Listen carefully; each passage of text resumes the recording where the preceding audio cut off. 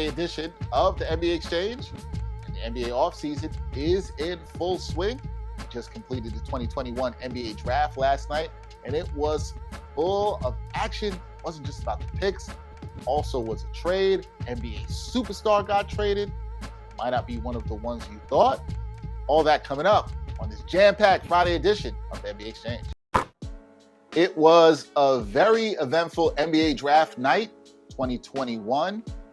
As I said before, lots of picks, of course, 60 of them, and plenty of trade action.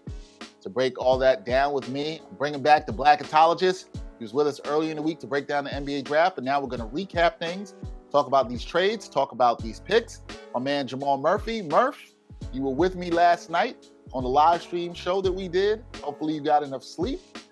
Maybe you are draft picked out. I don't know what the vibe is, but how you doing this morning, man? I'm great, man. Thanks for having me on again. Of course, love talking basketball with you. Yeah, it was a long night. How was 2 rounds so long? It just felt like that second round, boy, I was about to pass out.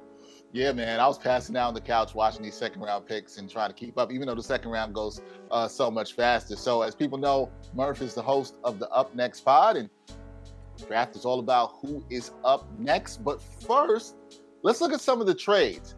And draft night kicked off with a major trade. The Los Angeles Lakers acquired Russell Westbrook for Kyle Kuzma, Montrezl Harrell, Davis Caldwell-Pope, and a first-round pick. The Lakers also got back 2 future second-round picks. So, Murph, do you think this is a good trade for the Lakers? Oh man, I don't know, man. I mean, they did what they. I feel like they felt like they had to do something. They did it. They made a big splash.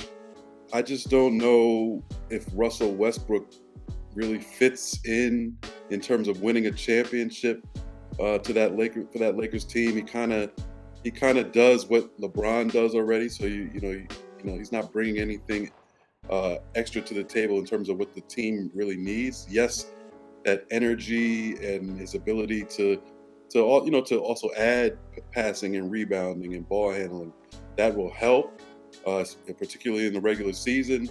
But I mean, it doesn't do anything for floor spacing or for shooting.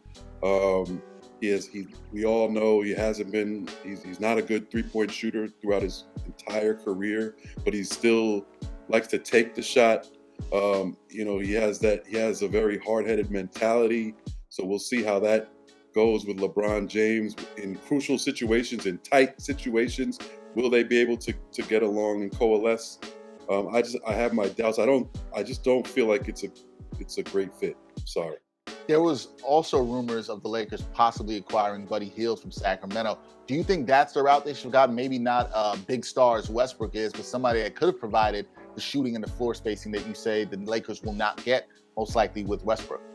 Yeah, I do think they should have went the Buddy Hield route, and then that's less money also, so you could possibly get more shooters around LeBron and AD as well. So I really don't understand it. It's a good marketing ploy. It'll get people. More people will watch, and more people will want to see how this turns out. But from a pure basketball standpoint and improving your team to the point of winning a championship, I really don't see it. It's going to be interesting. A lot of people are going to want to see a Lakers-Nets finals because of all the star power that will be there. We'll see how that trade works out. One of the other trades that went down right before draft night started was the Minnesota Timberwolves traded Ricky Rubio to the Cleveland Cavaliers. Ricky Rubio traded once again, an expiring contract in his final year. What do you think this move means for the Cavs, especially with them drafting Evan Mobley? What do you think this move means for them in getting a veteran point guard with Ricky Rubio? Yeah, I mean, when you see the trade, it looks like a nothing trade, and it may be, but I do think there's potential for it to be a solid move. You get a veteran, like you said, you get a mature veteran, an unselfish player, a guy who knows how you really need to play in order to win in the NBA. He's been around so long. He's got along with a lot of different guys.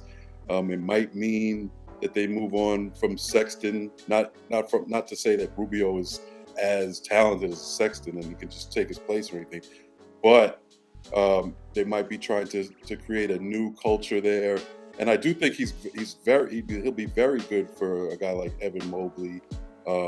Offensively, he'll know when to get him the ball, how to get him the ball. He'll be able to tell him where he needs to be and that sort of thing. So I think it's a sneaky, solid move. And even if they keep Sexton, he can also help Sexton along in his early career.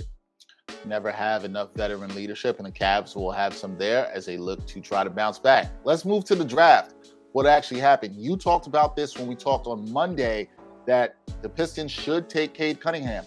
That's exactly what they did. They took Cade Cunningham. There was some speculation that they may not. Do you still feel like even a couple hours after this, less than 24 hours after the draft, Murph, was this still the right decision in the Pistons taking Cade number 1 overall? Yeah, no, I think it was the right decision. I mean, there's not many flaws that you can find in Cade Cunningham's game. We know work ethic wise, he's going to bring it. He brings all kind of skills to the table. He helps your team in so many ways: ball handling, scoring, defense, maturity. He's going to get better also.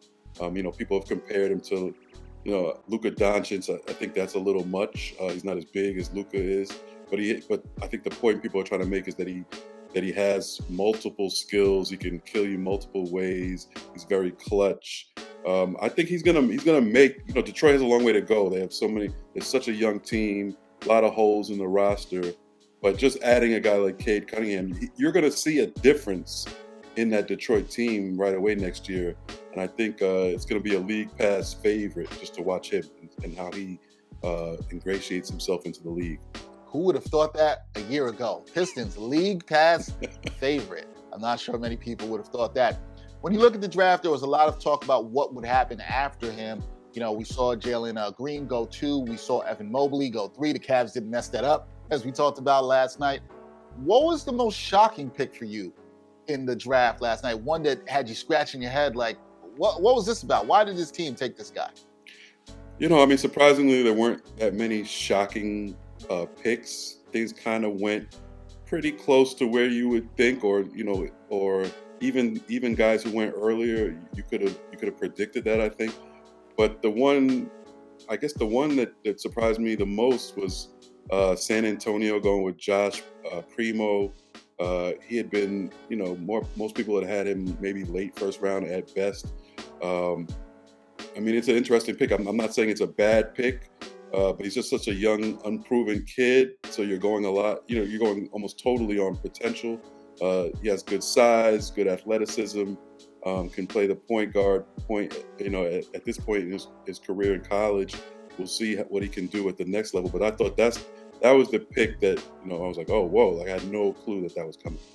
Yeah, that was definitely a shocker there. Now, anytime we look at the draft, people, they want to know who had the best draft grades, who didn't, who's the winners or the losers. I usually fight against this, but I'm going to do this on this show. Usually fight against it.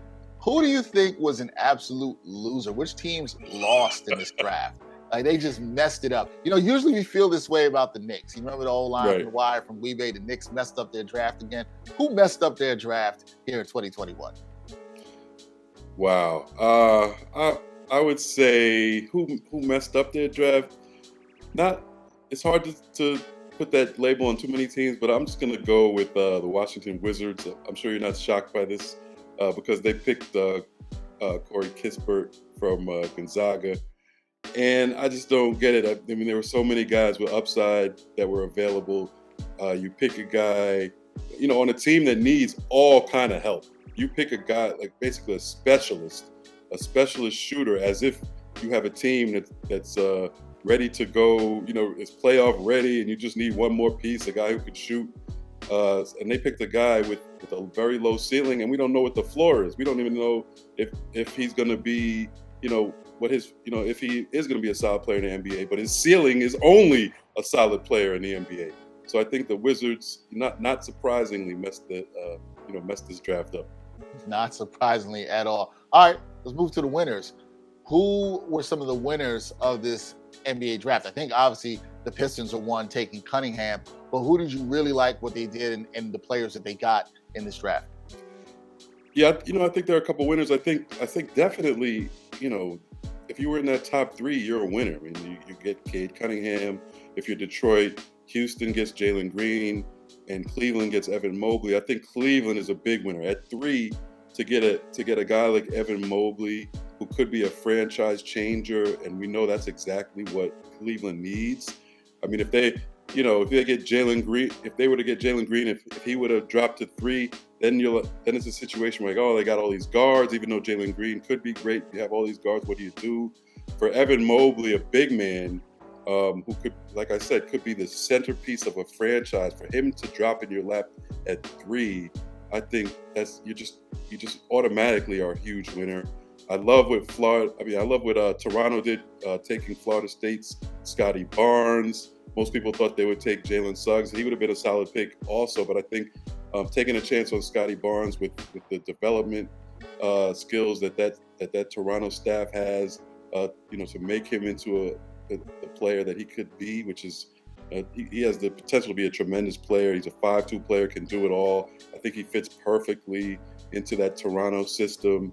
And then, a team who only had 2 picks at the bottom of the draft, our hometown Brooklyn Nets, I thought they really did a good job with those 2 late picks, getting Cam Thomas, who I liked. I said during the show last night I would have liked the Knicks to pick him up, but obviously he's not a Tibbs type of guy. Tibbs went and took his type of guys. If you look at it, Quentin Grimes and the other guard they got, but for the Nets to get Cam Thomas, remember they don't have much margin for error in terms of the players that they're going to put around their big three. So to get guys like this in the draft, Cam Thomas, who could be a prolific scorer even at the NBA level, maybe not next year, but possibly next year, because he has the tools to get that done. And then, to pick up Day'Ron Sharpe from North Carolina, a big who is just known as a relentless worker and rebounder, and he comes from the North Carolina system, so he's well coached and can probably fit in right away to help where he needs to. I think the Nets did a great job, as usual, really, at the bottom of that draft. Yeah, they've been a team that seems to have found value, especially at the bottom of the draft, even in recent years as they've rebuilt the squad. But one of the things, with all the trades, Murph, that we saw last night, it has you looking ahead to free agency coming up on Monday. A lot of crazy stuff could happen. What are you looking towards in terms of free agency? Do you see even more trades around free agency? We said Westbrook going to LA. What are you excited about with free agency starting on Monday? Hey man, I don't know what to expect. I'm just waiting. I just think it's the NBA, so it's going to be crazy. There's going to be things we never thought about. I mean, did anybody see that Westbrook trade coming before it was reported? It's not something that you would think would happen. You didn't think the Lakers really would go that route, but they do. Obviously we're still waiting on Beal to make a decision whether he will leave the Wizards. From what we know right now, he wants to stay put, so he might not be on the market. I'm interested in seeing what Kawhi's decision is if he re-ups with the Clippers, even though he probably will miss the entire season next season. But I'm really ready for the unexpected. I mean, anything could happen. I mean, this is NBA free agency, so I'm just wait and see, and then analyze it after the fact. Yeah, we'll be watching to see, analyzing it all in the moment after the fact. Our man Brian Fonseca, he'll be hyped about any kind of trades and signings that'll be happening. That's Jamal Murphy. You can catch his podcast, Up Next Pod, also host the Bros Pod as well. It was a busy draft night, and there's a lot more to come in the NBA. Murph, thanks for joining me once again, man. Thanks for having me. Cool. All right, that was